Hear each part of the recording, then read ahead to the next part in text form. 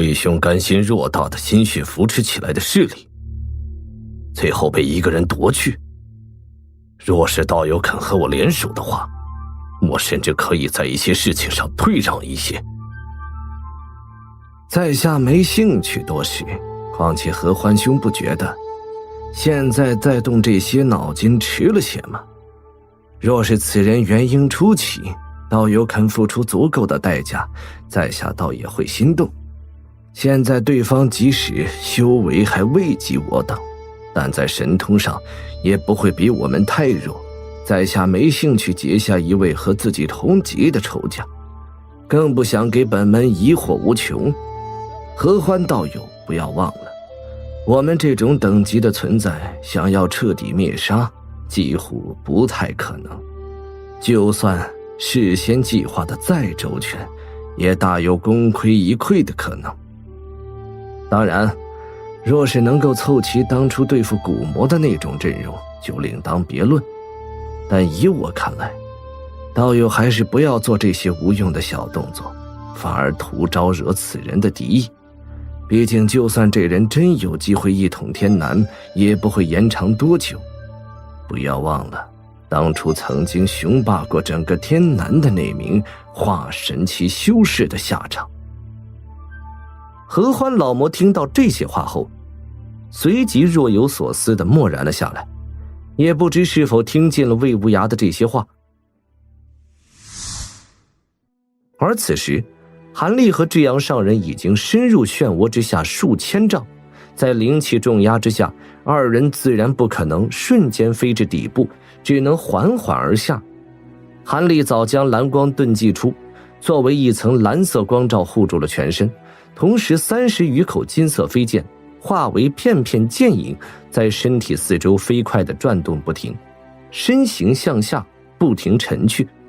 致使旁边的智阳上人则更夸张，竟从开始到现在，凭借一口白蒙蒙的飞剑化为一道惊鸿，在身体四周盘旋回绕，就轻易地破开了层层的白色灵气，和韩立并肩而下。这让韩立看了，心中暗自钦佩。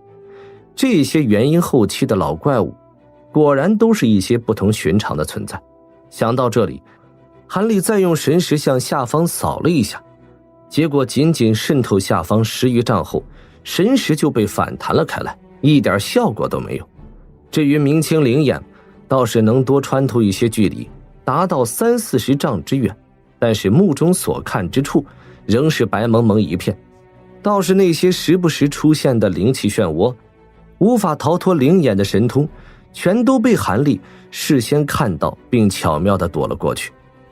他每次都能事先预料并躲避这些隐秘灵气漩涡的举动，自然也落到了一旁智阳上人的眼中，这倒是暗暗称奇，拉拢韩立之意更加强了一些。至于韩立是否会进阶元婴后期，统一各大势力，老道可是一点都不担心。他自问绝对没有看错，韩立是那种一心追求苦修之士，只要事不关己，就绝对会默默苦修，根本不会做这些费心费力之事。否则以韩立神通，不说是落云宗，就是控制整个西国，也绝对是轻而易举的事情。而此前根据正道盟在西国的内线回报，无论对方在元婴初期时还是进阶中期时，这段时间这位年轻修士丝毫没有这方面的迹象。如此一来，这让老道更加放心。一顿饭的功夫，韩立估算着差不多已经下到万余丈之深，不禁抬手往天上看了一眼，头顶处同样白蒙蒙一片，被灵气隔绝，无法看出去多远。而四周飞剑上传来的巨大压力，让他估计想要深入到如此深度，还起码要到元婴中期修为才可。要不是他修炼的清源剑诀原本就比同阶修士法力深厚得多，恐怕现在也有些吃力了。韩立正在思量，一旁的智阳上人突然开口提醒：韩道友，马上就要到底部了，要小心一二了。多谢道兄提醒。韩立急忙将心神收拢，凝望向下方，果然再下去数十丈后，足下深处出现了乳白色的光芒，刺目耀眼，仿佛是一层厚厚的光幕的样子。见此情形，韩立下坠身形一晃，片刻后和至阳上人同时停在了光幕上空5-6丈的高空。在灵眼协助之下，韩立可以清楚地看到凝重光幕后面无数魔气涌动不停，黑压压的样子。这就是被镇压的魔气，果然麻烦不小的样子。不错，这下边的魔气太多了，已经形成了一个魔气深渊，根本不知道多深和多广阔。不瞒韩道友，老夫自是修炼的功法也有辟邪性质，倒也曾亲身体验过进过一次，但是仅仅深入了100丈之内，就自知无法久待，马上退了出去。这些魔气无论魔性还是数量，实在不是普通修士可以接触的。就是修炼上古魔功的魔修进入其中，虽然修为有可能暴涨，但绝对会被魔气灌脑，从而神智大失的。至阳兄，你在这稍等一下，在下进去看看魔气厉害到何种程度。那韩兄小心了。至阳上人早就料到韩立会有此说，因此倒也毫不惊奇。韩立不再废话，身形晃了几晃，人就出现在光幕上近在咫尺的地方，脚尖朝下轻轻一点，一道尺许长的青色剑气从足下激射而出，瞬间穿透光幕，射入了魔气之中，一下不见了踪影。韩立脸上一怔，有点意外，但随即就明白过来，这光幕竟是只对魔气有效的禁制，这倒省了他在施展秘术破禁而入。心中这么想着，环绕四周的金色剑影一阵雷鸣声响起，一道道金色电弧从飞剑上弹跳而起，化为一张大网浮现在韩立四周。对辟邪神雷的领悟和掌握，他早就到了一个不可思议的境界。两手一掐诀，电网急忙缩小变形，瞬间贴在蓝光盾所化的光照之上，形成了一个巨大的电网之球。而这些飞剑则在神识一动之下，缩小到数寸大小，鱼贯而入，飞进了袖口之中，被收进了体内。这时韩立身形才无声无息沉入到光幕之中，未受到任何阻碍地进入到了魔气之中。轰隆声响，方一进入到下面，乌黑的魔气一涌而上，但是在雷鸣声中，漆黑魔气都被震散开来，但随后仍然是前赴后继地簇拥攻来。韩立并没有马上行动，只是站在原地看着一团团魔气被金湖震散，再重新凝聚成形，冲向护罩。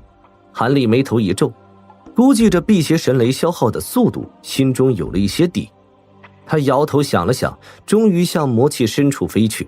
此处韩立根本不敢将神识探出护罩外，毕竟这里的魔气如此浓郁，恐怕蕴含着魔性，连修士都能污秽。他可不想因为大意而让自己倒霉。现在唯一依靠的自然是明清灵眼，但在这漆黑如墨的魔气之渊，灵眼也只不过看到数丈之外，然后就无法看清什么，身形自然是缓慢之极。不过没有沉入多远，仅仅飞出了200余丈距离，韩立就停下了身形，在原地向四周打量了一会儿，片刻后他想也不想，按原路抽身返回。辟邪神雷果然犀利，道友在里面待了这般长时间，仍然毫发未损，不亏有这般大名声。没什么，这也是因为魔气无人操纵，所以才能这般轻易地击散他们。我们先回到地面上再说。韩立笑了笑，神色如常。至阳上人没有多问什么，当即点点头同意说道。于是韩立将金壶一收，再次放出众飞剑，二人向上面飞升而去。怎么样？以韩道友的辟邪神雷，在魔气中应该无碍吧？韩立和道士刚从漩涡中飞出，在外面二人显出了身形，魏无涯就不慌不忙地问道：看起来韩某倒是可以进去一试，不过在答应之前，打算先问问几位道友，到底打算将阵盘埋在何处？若是深入魔气太深，恐怕在下辟邪神雷无法支撑这般的消耗。具体位置我等回洞府再说。那个阵盘现在还在几位阵法大师手中，我们先去取来阵盘，仔细商量一番，才能让道友到下面去。毕竟这阵盘也制作不易，同样不能有失啊。对于合欢老魔的话，无论是韩立还是等人都是没什么意见。一行人先回了灵龟道。韩立问智阳上人要了一间密室，准备打坐休息一晚，而魏无涯等人先去阵法师那里取了阵盘。第二天一早，韩立就在密室中接到了智阳上人的传音，当即到了大厅。只见魏无涯三人坐在椅子上，聚在一起说些什么。双眼一挑，韩立也不客气地走了过去。韩道友请坐，这就是根据封印阵法研究出的阵盘要埋藏的位置，希望道友带在身上并记清楚了。